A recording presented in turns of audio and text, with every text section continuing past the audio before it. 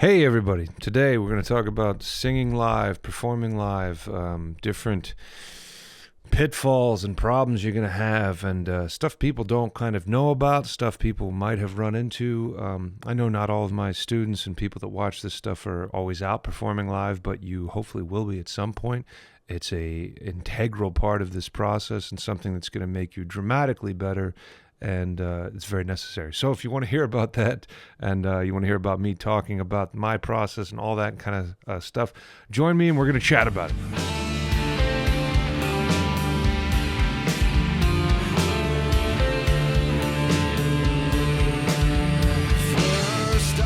All right, so where do we even fucking begin? So there's a couple different tiers of things we're going to talk about. Tiers for fears we're going to talk about here. Sorry.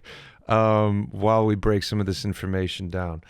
I will start off by saying that I went on tour probably like 10 years ago with the band Vegas Nerve. I was completely unprepared, had no fucking idea what I was doing, and I was pretty much a studio musician up until that point. And, it was nice to be on stage and have people get off stage and have people be like, that was really fucking great, man. And I was like, yeah, that was my third time ever singing live. And they're like, what the fuck are you talking about? So that's nice, but on the inside, I knew that I was an absolute train wreck, and I sang pretty well. But like I said, I want to talk about that stuff because there's so much fucking stuff that goes into making these things good and getting better and stage presence and confidence and all those things that it's worth talking about and breaking some of that information down. First of all, let's talk about the first integral piece of all this, which I'm going to refer to as replicatable results. And not everything's going to have a perfect bullet point or be spoken and perfectly gracefully broken down, but, follow along. Quit fucking around. So, replicatable results. What do I mean by that? That means that if you are rehearsing every week or a couple times a week or whatever you're doing to get ready to go do this stuff live, you should be trying to utilize hardware, software, whatever you're doing so that you can create some sort of replicatable result in the way that you hear yourself, the way that your voice is processed, and just basically kind of going about the process like you're going to be doing it live. What happens and what most people don't know about performing live, and I don't hear that many people talk about it, is that every single stage, every fucking show, everything is completely different. The way you hear them, the sound guy, the lack of sound guy, the whatever you're dealing with is absolutely different. You'll have entire shows, say if you're in a rock band or something like I have been, there'll be entire shows where you're like, yeah, I couldn't hear the left guitar the whole fucking show. And then likewise, the guitarist will say, yeah, I couldn't hear the bass the whole fucking show. Or mostly what I got through the whole show was just kick or something like that. Couldn't hear my voice the whole show. Happens constantly. And night after night, you try to get better at creating whatever you're doing. You have a mixer for yourself. You have a microphone for yourself. You have a pedal board for yourself. You have certain sets of things so that you can try to create what we're referring to as replicatable results. Whatever you are doing, make sure that you're doing that same thing in the rehearsal space. If you have a shitty PA that you can barely hear in the rehearsal space, and you spend a year or two singing just through that, well, then that would be kind of close to your replicatable result.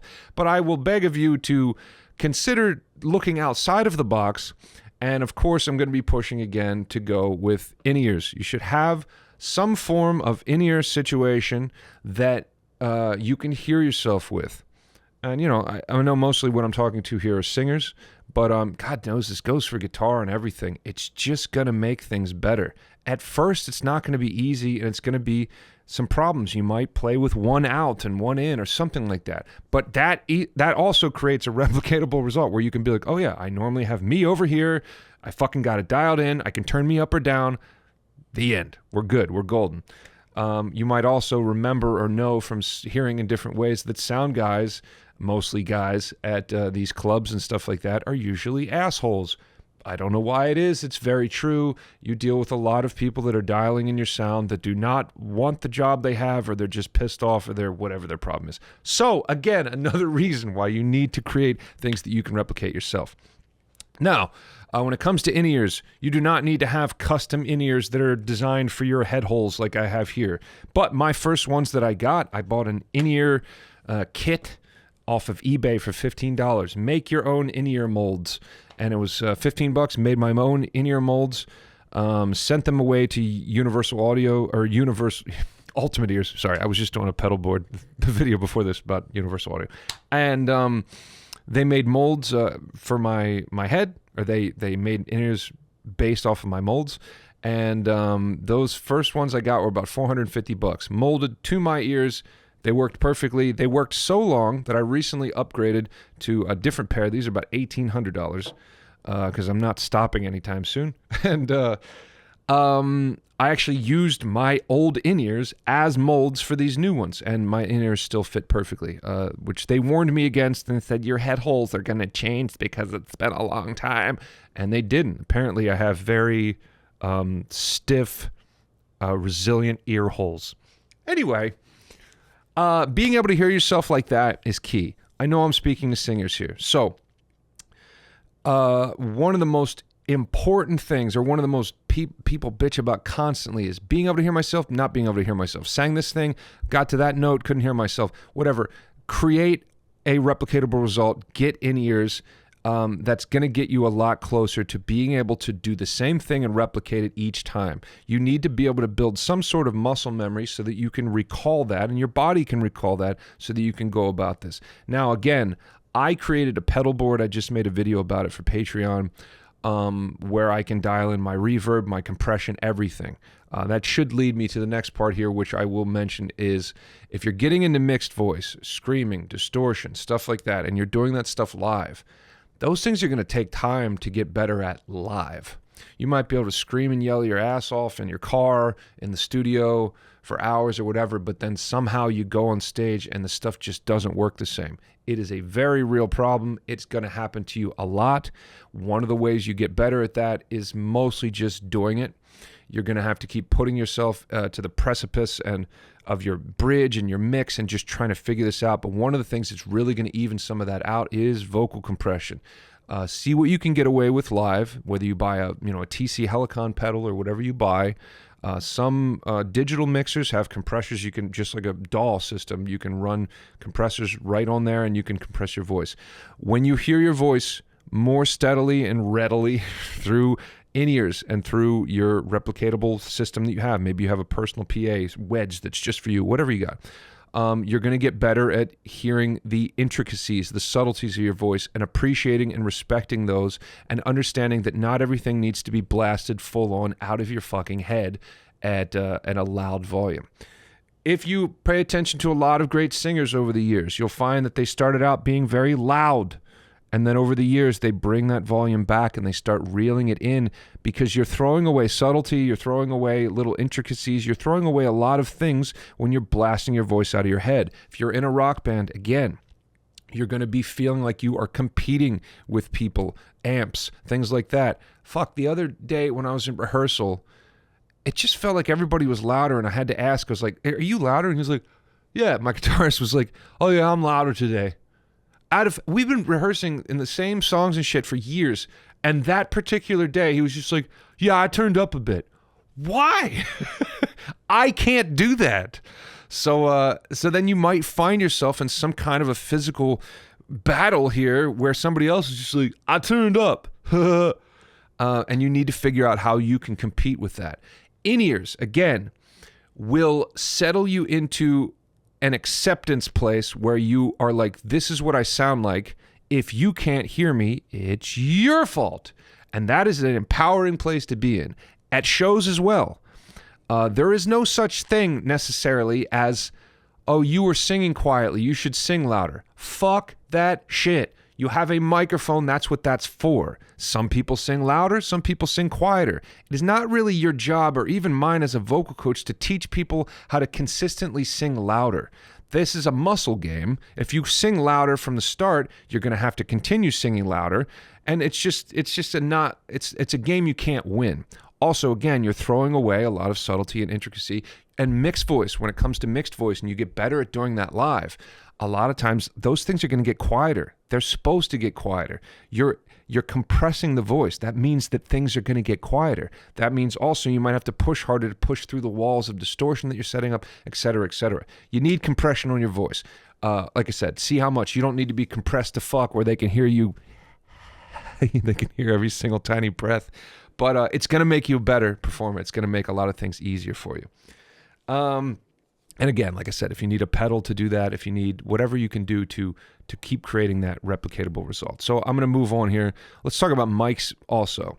When I started out with a lot of the stuff, I bought the most expensive mic I could buy. It was a $800 Neumann stage mic that needed to be phantom powered. And it gave me all these problems. It was super embarrassing. I fucking got rid of it. I bought a Telefunken M80 mic. This is about $350. Sounds great. Everything's great with it. There's very little kind of subtleties between microphones across the board, and everybody's going to want to fight with that and be like, well, my sister bought... Fuck that. Just buy a mic. It's not going to make you amazing or not amazing. You want to be able to hear yourself well. You want to be able to make sure you're clear and cut through and all that kind of stuff. And yes, there's going to be differences, but don't overthink it too much. Get out there and fucking do stuff instead of being like, I need the perfect gear and I need to buy the perfect microphone. So, yeah, this is a Telefunken M80. I'll say one more thing about mics, though, as I'm moving quickly through this information, because there's a lot to say. Once again, if you're getting into mixed voice and things like that, and you follow any of the stuff I've been teaching or trying to teach and push into people's heads, planting seeds, I've found that as I mix, there's a thing that happens here with microphones and singing live, especially singing live with louder bands where it's, you're trying to compete with the sound, etc. You're going to be hearing your voice come out of your head like this. Right here, straight into the microphone. But the sound, especially in mixed voice and distortion stuff, doesn't actually work that way.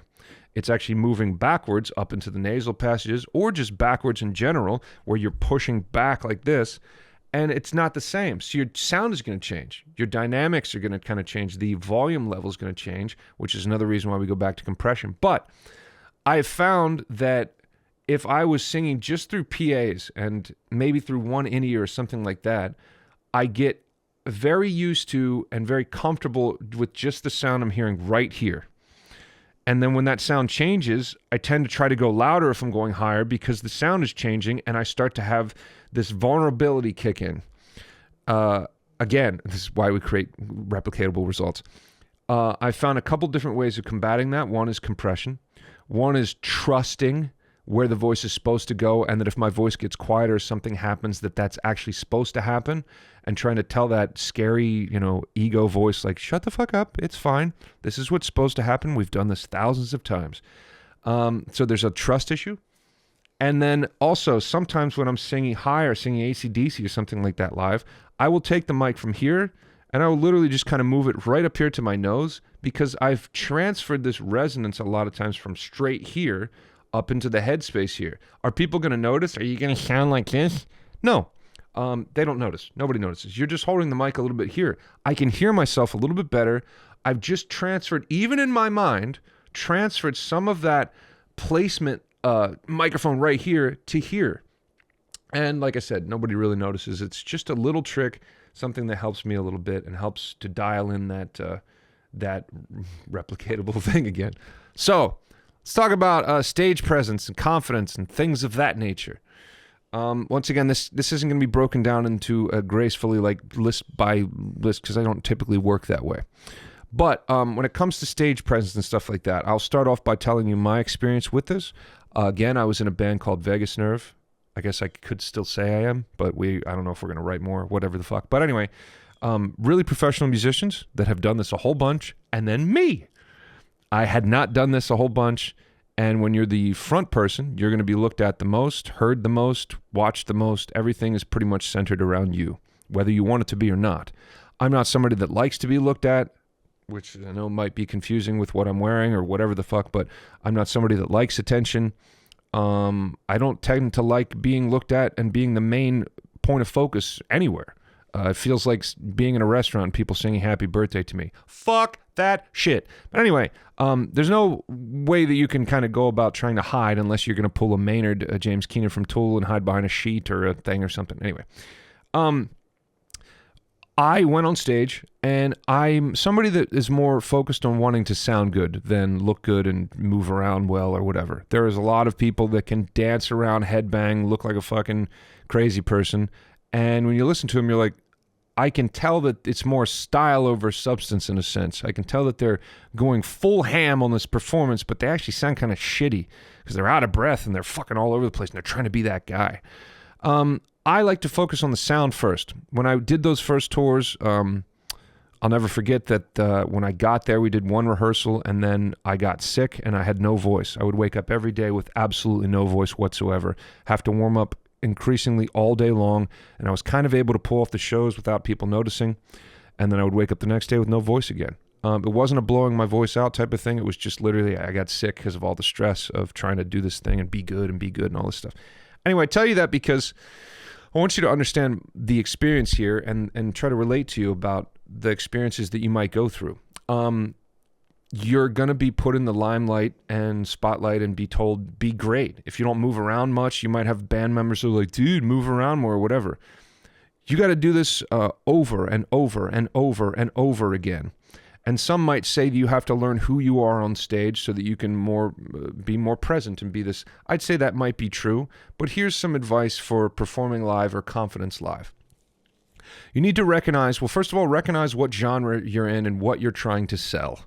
You're selling something to the audience, not the shitty, icky consumer, business way, unless you want it to be that way or unless that's the way you see it. But anyway, you're selling something to the audience. In this case, I sing in a cover band here in Florida, and it's just fun or whatever. So essentially, I'm selling that fun factor. I'm trying to give people joy. So at the end of the day, if I'm thinking too much like I did with Vegas Nerve and everything like that about how I want to be perceived, how I want to look on stage, how I want people to react, I'm thinking all this stuff about myself. But instead, now I'm getting better and better at this stuff because I'm thinking about the audience. So I'm taking all that me shit out of the way, and I'm thinking about what I want to give in terms of experience to the audience. Well, thankfully, in a cover band, again, you're trying to give people a good time. So that means that I need to be the embodiment of a good time. I need to be the embodiment of some version of that joy or whatever. Doesn't mean that I'm shedding who I am or some part of my performance or whatever. There's things, of course, I'm going to be coming through. Similar to writing music and stuff, you're not always completely shedding yourself. You're a filter that it's coming through. Anyway, it's a great way to start thinking about this stuff. When I'm dancing, I'm not a person that ever danced with anybody in my entire life. Do I dance on stage now? Yeah. Do I give a shit? Not really. If I'm not moving around and I'm not dancing, other people have to do something and they don't. They're playing and they're into whatever they're doing. So I need to turn that up and just be more carefree and try to translate. If I'm having fun, people are going to feel that. If I'm not and I'm stiff or whatever, people are going to feel that. People are very perceptive when it comes to these types of things. So again, the lesson here is get out of your head and think about what you're trying to sell to the audience. You're lucky if you're in an original band and that's what you're selling, because then you tend to be the physical and manifestation or embodiment of what you're trying to sell. But still, you need to be thinking about that too. This is a reason why a band like Slipknot needed to put on masks and be fucking terrifying looking and all that kind of stuff, because that's what the music's portraying, and they're trying to embody that and bring that to the audience. Another part of this, again, is that if you're dancing around having a good time, even if you're not a good dancer or whatever, it's going to make people feel looser and have a better time because they pick up on those vibes. So that's another part of this. Where can we get into now? We talked about replicatable results. We talked about microphone. We talked about gear. We talked about being on stage singing live. I wanted to talk about mixed voice and things like that a little bit and what you're going to experience. So I'll just end here by mentioning what I've been learning and what I've been getting better at, like my story with singing live. When I moved to Florida about 3 years ago, I got divorced. I was barely ever performed for the 17 years I was married. And that's nobody's fault other than my own, of course. And, I'm not meeting the right people or not creating the right circumstances, situations. Anyway, when I got down here and started a new life, I moved from Pennsylvania to Florida, didn't know anybody. I knew that I needed to engage in that experience. As an introverted and shy person, I knew I needed to get on stage, because if I'm going to keep doing this, and I am, and when bigger bands and bigger people and people want to collaborate and stuff like that, and it's more real, I need to fucking be able to be like, okay, yeah, I got this. And know that I got this. In more ways than one, not just like a bravery in your head that's like, yeah, fuck yeah, do it. I wanted to physically know all these kinds of things. So anyway, I knew that I needed to go and do that. I needed a lot of rehearsal time. I needed a lot of figuring out these complexities of songs and singing and my voice and how it handles certain things, and singing over long extended periods of time, how to not overdo it, how to not wear yourself out, how to not blow your voice out. Tomorrow I have to sing for 4 hours. The day after that I have to sing for 4 hours. It's fucking too much. But anyway, you're going to learn a lot about what you're able to do when you do that. So my advice here again would be, whatever you're doing in terms of music, if you're a singer, you're going to learn so much more when you do these things live. Everything you think you know how to do in the studio, in your car, in your practice space or whatever, is harder live. It tends to be more difficult. You tend to go for things and they're not there. You tend to tense up more easily. Your vulnerability, shit gets the best of you, and it becomes harder to replicate. So you need to do it over and over and over again. Just now, having rehearsed and performed with this cover band I was talking about, I don't know how many times, but it's been a couple of years rehearsing every Thursday. Just now, I'm starting to get really good. And in terms of all the stuff that I can do typically, I'm starting to be able to more effortlessly put into practice on the stage and bring that there with a lot more confidence and a lot more like knowing where to go. So just know that on stage, that level of do or die, that level of, oh, fuck, here we go, is just really going to teach you and teach your body a lot more than the studio will. And then your car will. And all the students I have, they're like, I was just singing in the car and then I came in here and I can't fucking do it. It happens, man. It happens mostly on stage. So I'd love to hear about some of your experiences with this stuff. I want to hear about, I know there's definitely going to be some people that are like, I sing better live because adrenaline does certain things. Again, that's not a replicatable result. I can't do it in the studio, but I can do it live because adrenaline. You're not always going to have adrenaline. You might feel like every night you're going to go out there and fucking just, but sometimes you're going to be tired. Sometimes this is going to work. Sometimes your throat's going to be dry. Sometimes there's so many different factors that it's not a replicatable thing. So don't count on adrenaline surges to be able to help you sing higher. Not to mention, you only have so much of that shit before you're like, again, I'm talking 4 hours tomorrow. You think I'm going to have adrenaline going for 4 hours? No. I'm going to be fucking tired and exhausted, and I'm going to have to kind of do some things to keep myself going. And so anyway, like I said, I'm happy to hear about what people are doing and your experiences. I know that my experience is definitely going to be unique, but get yourself a mic that's yours. Get yourself some in-ears and stuff that you know that. And lastly, I say this because I talk to a lot of males about these things. And there's these males most of the time that have issues with in-ears where they're like, dude, that's not cool, man. Who gives a fuck?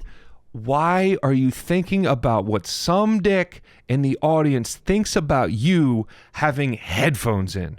That is the goofiest thing I've ever heard. You're going to try to sound worse or just play it by ear at each show because you're afraid of what a couple like purist guitar players or whatever are going to think about you having in-ears in. Everybody uses in-ears. You're protecting your hearing. You can play better and hear better. Just get out of your head, man. It's going to make you better in many, many ways. And like I said, it's not an easy transition. It might take some time. These ears have ports in them so that I can leak noise in from the outside, so it's not just an isolating thing like that. There's things you can do. So anyway, I've said enough things. I appreciate you tuning in. I hope some of this information helps. I'll be back soon with more. Thank you.